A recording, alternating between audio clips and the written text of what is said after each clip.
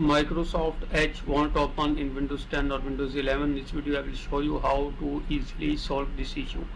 Now the first of all, you need to right click on your start menu, and then you need to click on settings, and in the settings menu you will need to go for apps, and in the apps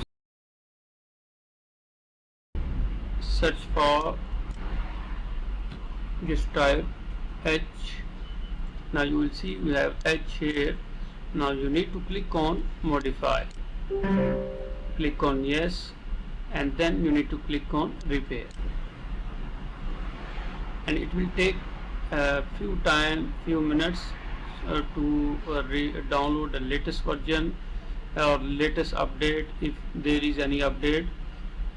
And after that we'll wait for a few seconds till it's install new update, or if there is no update, it will modify and repair your Microsoft Edge.